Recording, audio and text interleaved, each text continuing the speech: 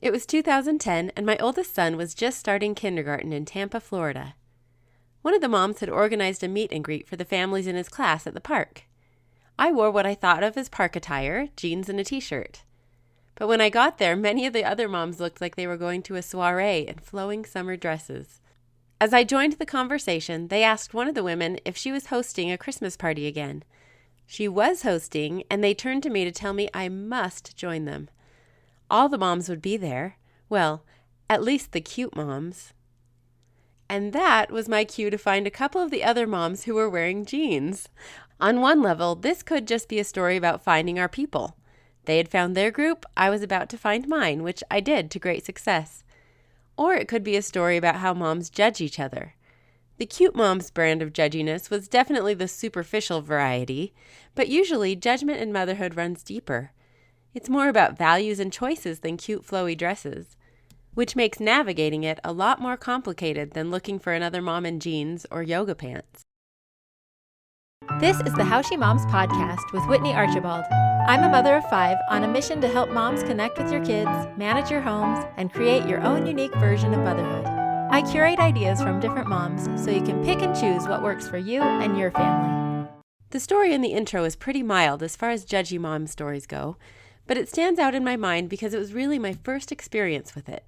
Up to that point, I had experienced nothing but support from the close-knit circle of supportive moms I was part of for my first 5 years of motherhood, and actually even earlier as I struggled with infertility.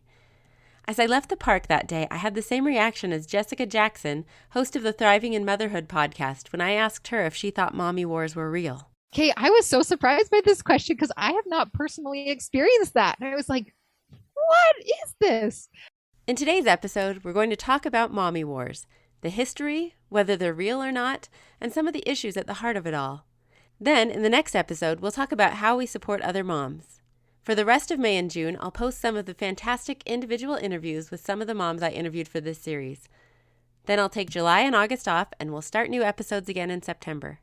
If parting for the summer will bring you sweet sorrow like it will me, I have a solution for you. You can join the How She Moms Summer Camp.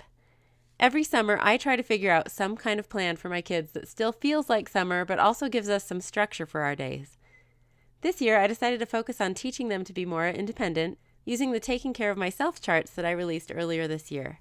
I thought it would be even more fun if some of you joined me. So, the first week in June, I'm launching an Instagram-based group where we will pick a different category of personal independence to work on each week for 6 weeks.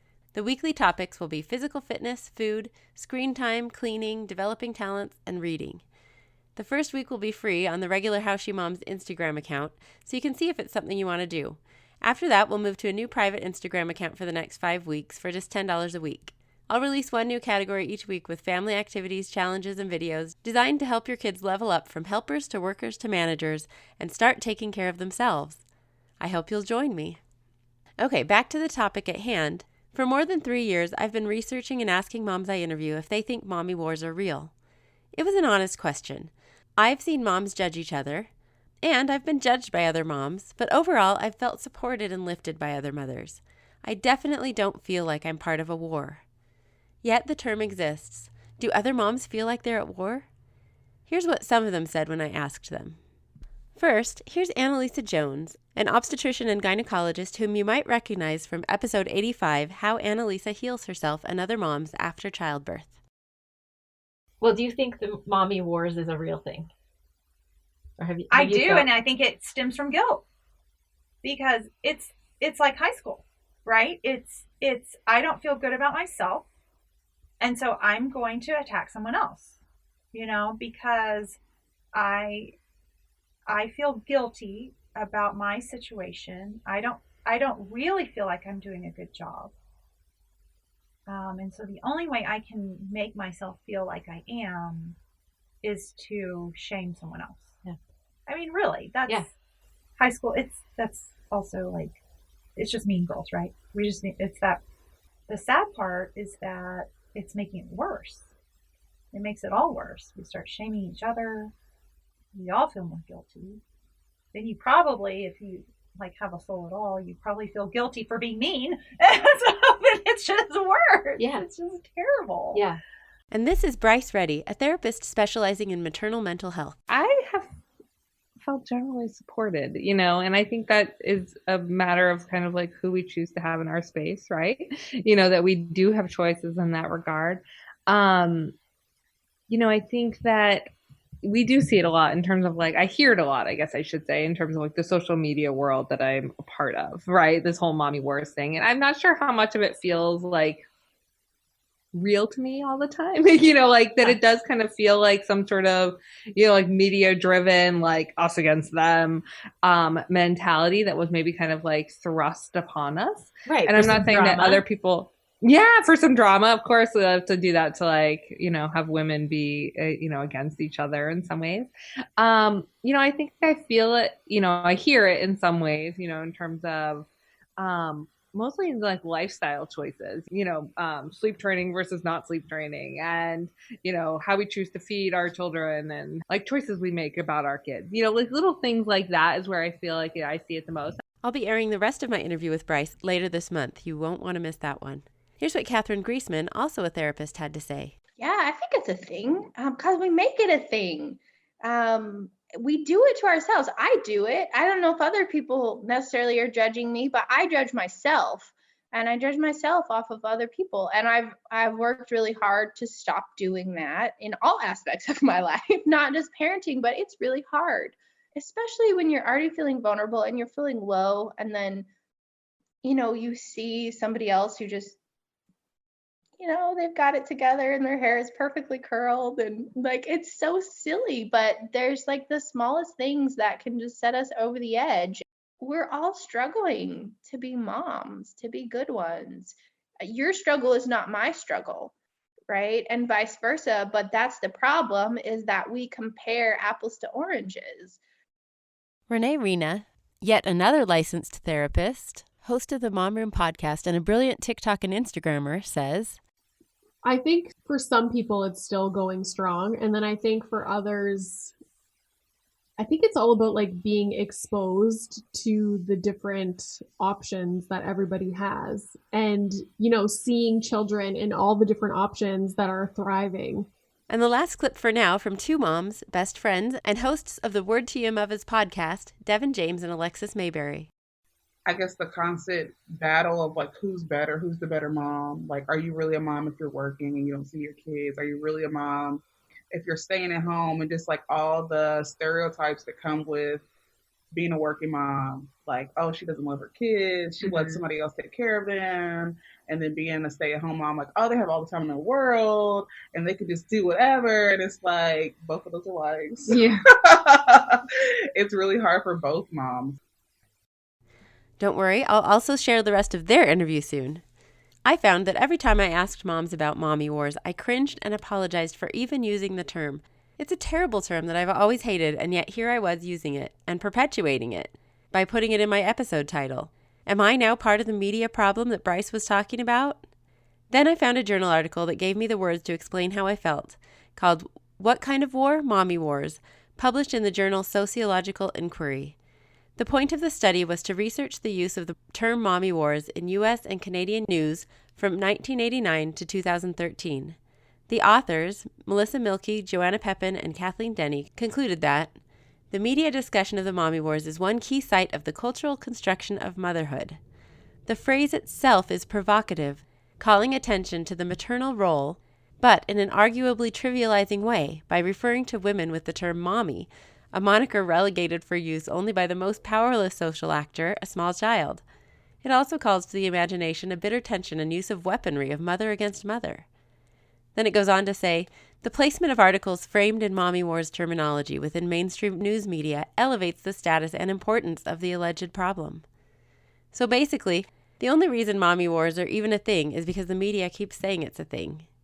After reading the full text of that article, from which I'll share more highlights as we go along, I hate the term mommy wars even more. So let's get rid of it and everything it represents, shall we? Before we do, I'm going to be a nerd and tell you about the history of mommy wars. As far as we know, the term mommy wars was coined in 1989 by a woman named Jan Jarboe Russell in a Texas Monthly article called, surprise, The Mommy War. I'll link to it in my show notes and, of course, in the transcript of this episode at howshemoms.com. As I typed her into Google, I thought, Who is this Jan Jarbo Russell, dooming us to decades of abuse by inventing the mommy wars? And she's a woman. Why is a woman, a mom, inventing the mommy wars? I got more and more worked up when I saw the subhead. The battle lines are drawn. Working moms think stay-at-home moms are idle and self-indulgent. Stay-at-home moms think working moms are neglectful and egotistical. Ooh, Jan. You can't see my fist raised, but I'm shaking it. Why are you riling us all up, Jan? But then I kept reading, and it turns out that in this episode about ending judgment, I may have misjudged our friend Jan. In this article that started it all, she shares her own experience as a working mom pretty honestly, acknowledging her own biases as well as the biases of stay-at-home moms. Her article is nuanced and fascinating, capturing the mood of the moment. It was a revolution of employment choices for women. It was new. In 1989, there was a 10% increase of women in the workforce from a decade before. 74% of women with children from 6 through 17 were in the labor force, and 57% of women with children under 6. This percentage of working moms peaked in the mid to late 90s. As women started having more options, women who went to work and women who chose caregiving and homemaking started defending and justifying their choices to themselves and to each other. Jan says, "At first, most of the women I talked to said they had no conflicts. After all, this was the age of tolerance. The struggle of the women's movement was about giving everyone the right to make her own choices. But 5 minutes into our conversations, some catty little gripes would pop out." This is the crux of the issue. Choices. We want choices. Choices are great. But when you choose one thing, you're usually letting something else go. And then it gets complicated. You're planting a stake in the ground, at least for now. And then you start justifying that stake you just planted and often criticizing the alternative choices, while at the same time feeling guilt for not choosing those other things. Kind of a mess. Here's Jan again. Regardless of her station in life, every mother feels injured by the question, "What do you do?" That question has a chilling effect on the best dinner parties. Stay-at-home moms despise the "what do you do" question because they know full well that the world at large doesn't value what they do. Working mothers who listen as the stay-at-home moms answer, "I'm a mother," feel suddenly selfish and inferior. Now both groups of women, the stay-at-home moms and the working mothers, are equally conspicuous. They can ignore each other no more. Each regards the other as her shadow side, the embodiment of the choice she did not make. At some level, this dichotomy represents a specific point in time. Since this was a pivotal point in a culture shift, those stakes were planted very firmly and very far apart. This has helped me understand my own mother and her firm stake in the ground for stay-at-home motherhood. She officially planted her stake in the ground in 1979, the day I was born, which was also the day after the last day of school and her last day as an elementary school teacher forever. From that day, she was team stay-at-home mom as she watched working moms increase by 10% over the next decade. She loved being a stay-at-home mom, and I loved that she was a stay-at-home mom. And because she liked her job so much, she clearly taught her 3 daughters that this was the best choice. There was definitely some pressure there to follow in the family business. But it didn't take much convincing because we saw how fulfilling this track had been for her. But when it came time to plant our stakes, we didn't feel a need to plant them as deeply or as permanently. There was a lot of prime real estate in between. I'm the oldest daughter. I worked as a magazine editor until I had my first son. Then I stopped going into the office every day and I stepped away from editing our monthly publication, but I was still the editor of the quarterly magazine from home. Once I had my second son, I got busier at home and gave up the quarterly magazine, but I still edited a monthly column and wrote an article here and there. By the time number 3 came, I stopped writing and editing professionally, but wrote whenever I could find the time. Then, by the time my 5th child started preschool, I started How She Moms, which occupies at least 30 hours of work each week. So I've made holes in the ground all over the map. My next sister, Cassie Gadd, worked as a school teacher for 10 years until she had her first son. Now, with baby number 5 still less than a year old, she works as a full-time caregiver and home manager, but also does a fabulous job editing content about 10 hours a month for me. My other sister, Haley Kirkland, also briefly taught school before having kids, then gladly hung up her dry erase markers. She learned in that year that teaching elementary school was not her passion. As she started her family, her professional singing career began to grow until now that her youngest is in preschool, she's a sought-after professional jazz musician and is now also employed part-time as the director of a jazz choir at Brigham Young University. All 3 of us see our caregiving and home management roles as part of our career path, not a break from our careers.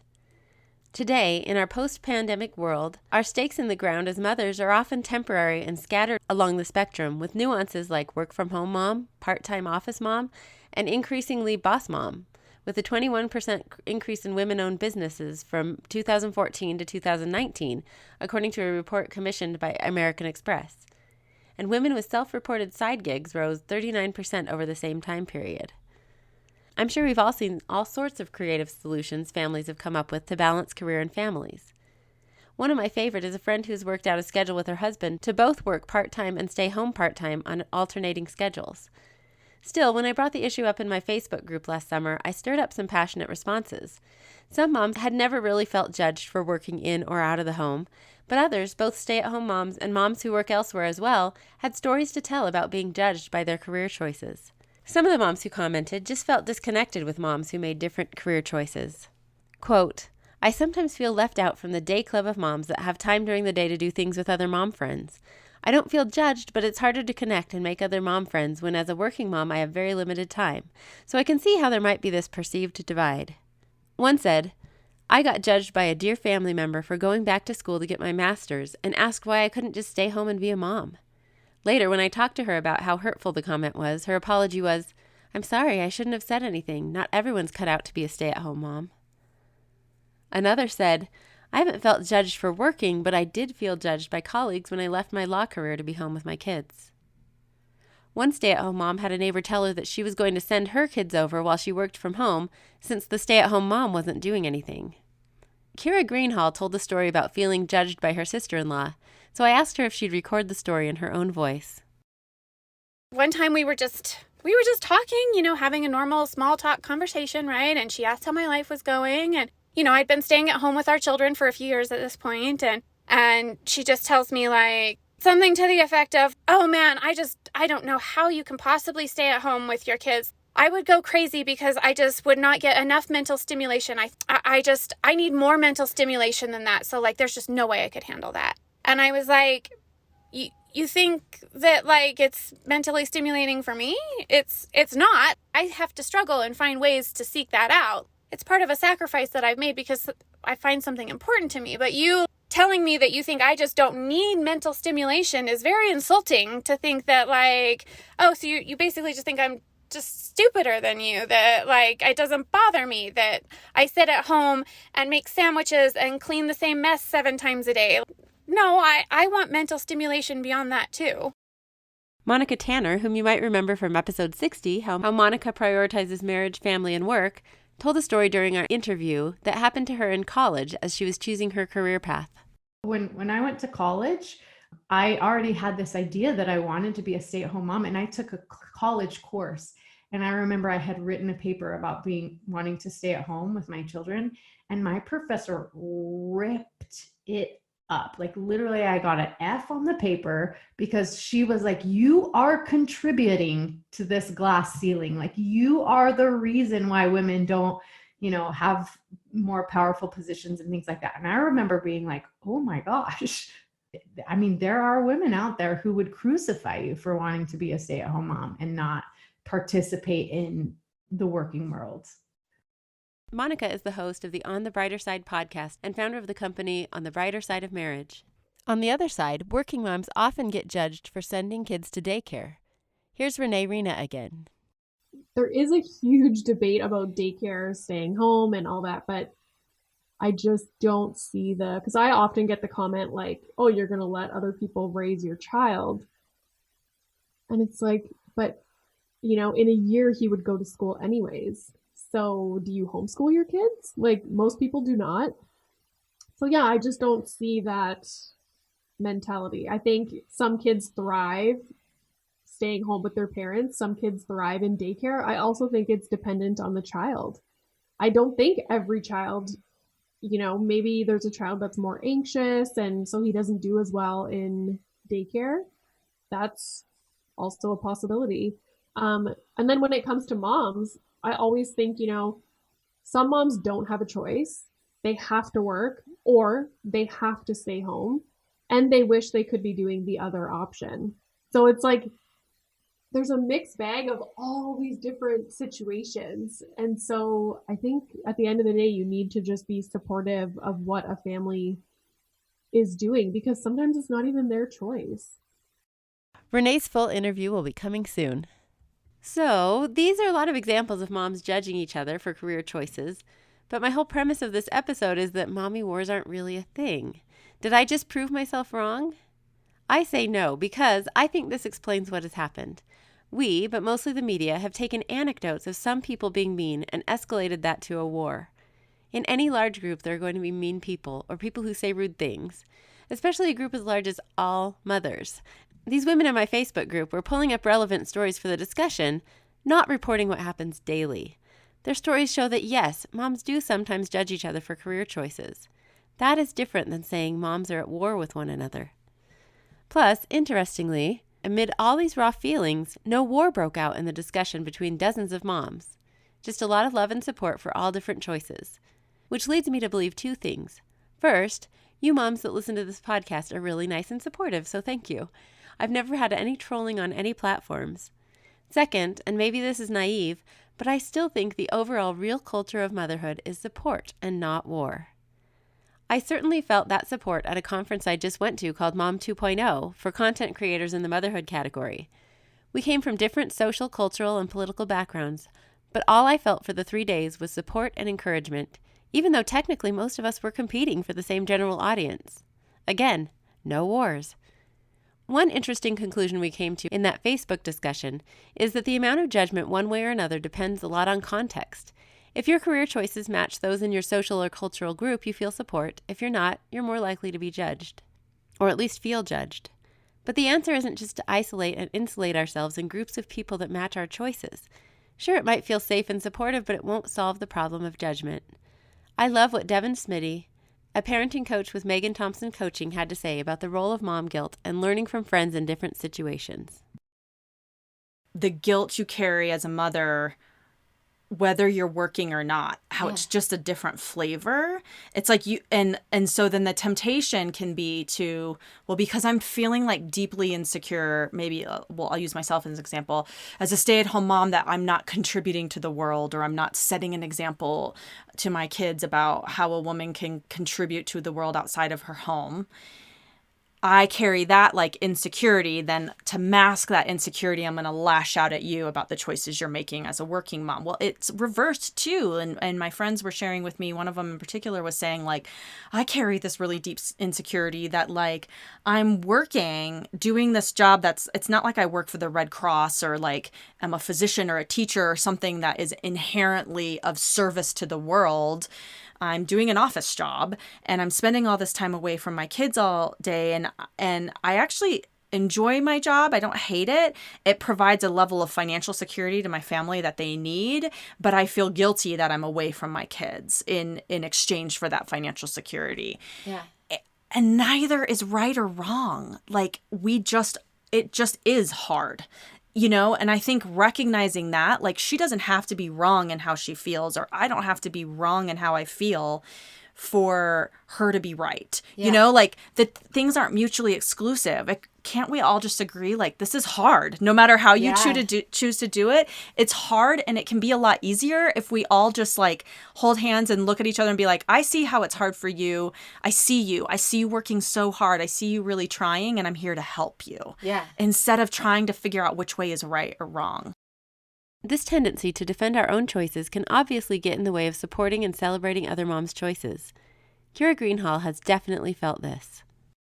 We are all women and we are moms, you know, and we fall into both of those categories. And then some of us work in the home and some of us work out of the home, you know, that there becomes this fight almost of like, which way is better or something. And I think we all agree that there's not a better way, but anytime somebody tries to speak with pride about their role, it turns into a fight, because then the other side says, well, so then you're denigrating my side by having pride in your side. And I don't think it needs to be that way. I don't think we need to say that just because I'm proud of my role as a stay-at-home mom means that you need to feel less proud of your role as a working mom. Like, I'm not trying to denigrate your role as working mom by saying I'm proud of being a stay-at-home mom. I think we should both be able to speak those with pride and say, like, I've just personally am somebody who's, as a stay-at-home mom, has felt a lot of pressure and, you know, shame almost to force myself to speak with shame about being a stay-at-home mom, because number one, it's not seen as a very, like, you know, high prominent job, you know, that gets a lot of praise from people who work. But then I also feel like a lot of working moms, you know, want to take offense if I'm proud, because they're like, well, I'm a mom too, so you're saying I'm not a good mom? And I'm like, well, that's not what I'm trying to say. I'm just trying to be proud of what I do, just like I know you're proud of what you do. So I think we should both be able to be proud of it. And since our interview, Kira has started working as a teacher, and now she's proud of that too. Alexis Mayberry also took a while to feel proud of being a stay-at-home mom. Like, even though I was like happy to be a stay-at-home mom because, you know, I don't have to pay for daycare and just stuff like that. But then, like, when people would ask me what I do, and I was like, I'm a stay-at-home mom. And because I felt like it was just like, I'm not doing enough. Like, people are going to be like, oh, you stay at home with your kids. And nobody ever said that to me, but that was something I always had to, like, wrestle with, was to be, like, proud that, like, no, I get to spend time with my kids. I get to watch them grow. No, like, not to be mean towards people that have to send their kids to daycare, because I totally understand that too. Mm-hmm. But I just had to be like comfortable with myself, being like, okay, I stay at home, and that's okay. Some of my most interesting conversations were with moms who've experienced both being stay-at-home moms and working moms. Alexis Mayberry and Devin James, the hosts of the Word to Your Mothers podcast, have been friends since middle school. Alexis has been a stay-at-home mom since the first of her 3 kids were born, but Devin has experienced both as a working single mom with her first daughter, and now as a stay-at-home mom and finishing nursing school with 2 toddlers. I feel like, well, since I've been able to see both sides, I feel like, you know, just everybody has their own view of like being busy. Like, you know, working moms are busy at work, stay-at-home moms are busy in the house, and, you know, momming doesn't stop 24/7. So that's like the middle line of like, they have that in common. You know, you're a mom, whether you're at work or not, like it doesn't stop. So just like being supportive of both sides, that was more of like the ending for it, I would say. You know, because even with your title that's different, at the bottom line, you still, you know, you still have to be a mom and be a parent. I think a lot of it too was just being more open and trying to be understanding of other people's plights, I guess. Just like, I think that's what mine was, just like, let me just take a sit back and just like not judge people. Yeah. That's a big one. Yeah. We both worked at a daycare together, and there was like some stay-at-home moms, and we're like, why are their kids in daycare? Like, why are they here right at 7 a.m. and coming to pick them up right at 6 o'clock? Like, really judgmental. And so then, like, now we're grown and we have kids, and we're like, I understand why she dropped them off like that and picked them up like that. I'm sorry that we thought of you like that. I'm so sorry. So I think, like you said, everybody, like, we have the media, just how we grew up. We have this visualization of like what moms are supposed to look like. Mm-hmm. And it's not until you like grow up, and sometimes you have to experience it or just, you know, see other people, and then you're like, oh, okay, I was tripping. I was being super judgmental, and it's hard out here. It is. And I think sometimes like the working moms are envious of the stay-at-home moms, because they're like, you know, I wish I could stay at home. And then now I'm like, I like staying at home, but also like not being at home. So it's like a balance. So I think like working moms who haven't like been staying at home, they're kind of just like envious of the stay-at-home moms, because they're just like, you know, a little jealous, you know, of that. But it's funny because I was jealous of working moms. Because I'm like, all I talk to is babies. And then when my husband gets home, I'm like, But even for moms who haven't experienced both sides, all the moms I talked to recognized that both career paths and everything in between are hard. Here's one of those discussions with Catherine Griesman, a single mom and therapist. As a working mom, do you feel judgment from stay-at-home moms, or do you feel like other moms that you work with judge stay-at-home moms? Do you feel a conflict there, or do you think that's kind of fading? I don't know.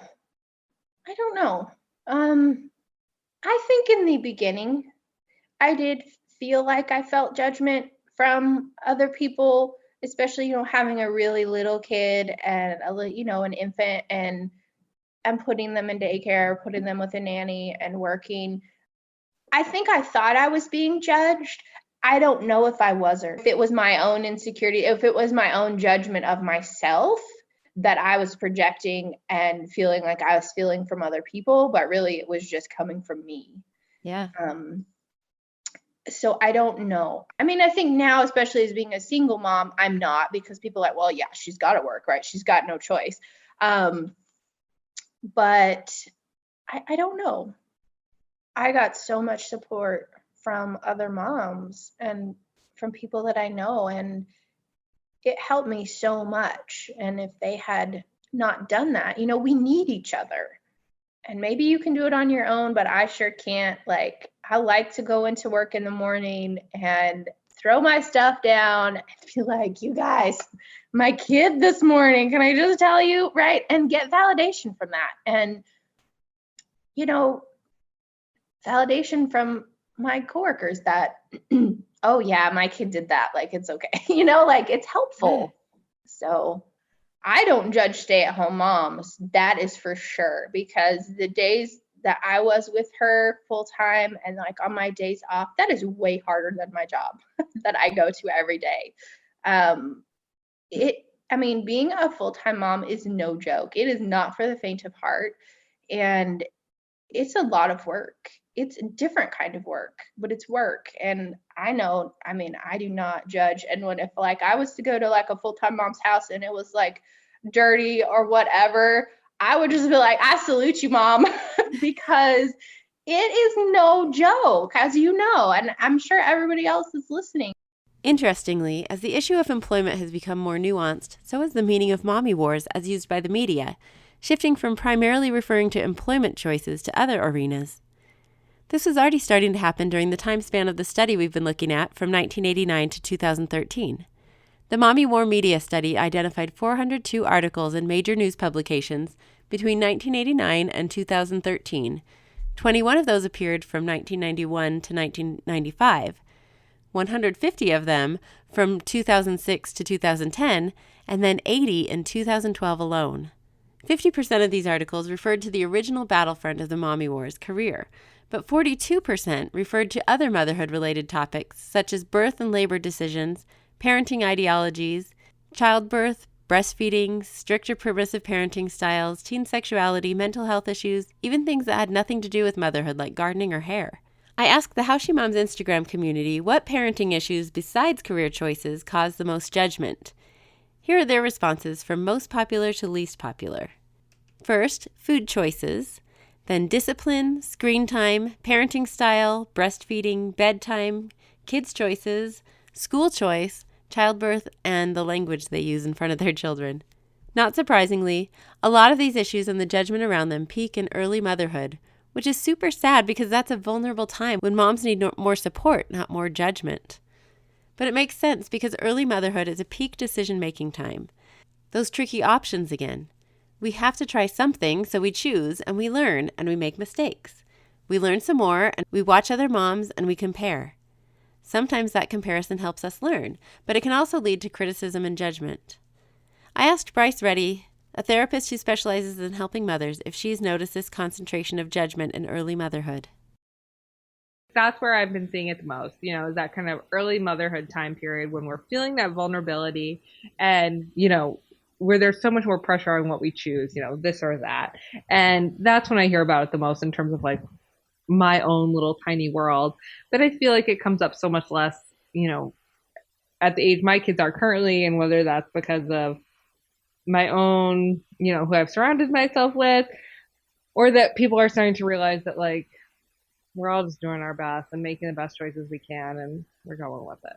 Yeah. Every decision we make feels so impactful and weighted and heavy. And I think that is a big part of that kind of like heaviness and, overwhelm we feel in early motherhood. And, I think that being able to have some perspective and distance from that, like you said, that like I can do a million different things with a million different kids, and everyone's going to be different because they're unique human beings, and we're just, trying to figure them out until they can figure themselves out, and we'll go from there.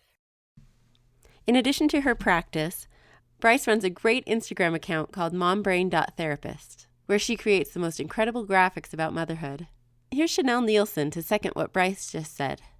I think the further you get along in motherhood, like the more you realize what's really important. Mm-hmm. And you know what, whether you breastfed or you bottle fed, it's actually doesn't matter so much at all. Like it matters your relationship with your child. And so I think, as you get older, you start to realize like, oh, one way. And as you have a lot of kids too, that's helpful too, because like you can be so set that one way is the way. And then you get a kid and that way doesn't work at all. And every, good parenting technique you had is out the window because it doesn't work with that kid. Life coach at ChanelNielsenCoaching.com. Okay, back to the study about mommy wars in the media. The study came to 3 main conclusions. 1, use of the term has grown, arguably distorting reality. 2, through the great broadening of the term over the last 20 years to describe a plethora of issues, concerns about mothers' labor at work and in the home are trivialized. And the 3rd conclusion was probably the most interesting. In a nutshell, many of the articles they found leave it up to mothers themselves to end the mommy wars, thereby trivializing what is really a social problem. As if it should be our job to stop fighting among ourselves instead of addressing the larger social and cultural problems, including the media, who have proliferated this idea of mommy wars. The study finishes with this powerful statement. The real war against mothers is a cultural one that pushes them apart and polarizes the community of mothers. That's us they're talking about. We are the community of mothers. We can choose not to be manipulated and polarized, especially since evidence suggests that we're far less polarized than the media would suggest. For all of those articles they found about mommy wars, there was a distinct absence of discussions about mommy wars in any women's magazines or social media. And studies that surveyed mothers themselves showed that by and large we don't think there's a real war and see ourselves as more aligned in our goals of raising children. So there we are. The cultural war we should be waging is not against each other, but against the term itself. Down with mommy wars. It's not a real thing. Ironically, this was also the conclusion of the woman who started it all, Jan Jarboe Russell herself. She says, the point is whether our generation with so many choices to justify can make the choices that fulfill us and those we love. For that we need more support than ever. At a time when women must define their own place, lest we once again be defined by men, no one can afford the shrill and easy judgments of the mommy war. And she ends the article with this. The only way out of the mommy war is to go AWOL. For better or for worse, I've made my choice and might as well stop justifying it. The final proof of who is a good mother and who is a bad mother is not whether they work or stay at home, but whether they can extend themselves in love to their children. 1 and even 2 generations later, we can do better than just going AWOL. Yes, we can keep moving forward and continue supporting each other like we always have, but we can also help change the culture by voting for family and mother-friendly policies, supporting companies that offer paid family leave and flexible work schedules, and otherwise support better work-life balance. This is already happening as people shift jobs in what they're calling the Great Resignation. And, as we discussed before, more women are just jumping ship and starting their own companies where they can create a family-friendly culture. The last interview clip I want to share is from Hannah Olson, who has built a business around helping moms understand that motherhood is a relationship, not a list of duties. Because relationships are so unique that we really have no business comparing our relationship with someone else's relationship, because each kid, like, we are all different. Each kid is different. Each circumstance is different. And so if we just all believe that everyone out there is doing the best thing for their relationship, there literally is no wars. Like there's no reason to even talk about it, because it's just like some women, maybe because of financial reasons, they need to work, and that is because they're trying to provide for their children and they need to for their relationship. Or maybe it's not for financial reasons. Maybe it's because they have found that they are just a better mom. Maybe that relationship flourishes when they have work outside of the home, right? And like, we are not to make that call for anyone other than ourselves and our situation. So moms, let's support each other and respect each other's choices. Next week, we'll explore some practical ways we can support each other better. It's time to put an end to this mythical mommy war era and change the narrative.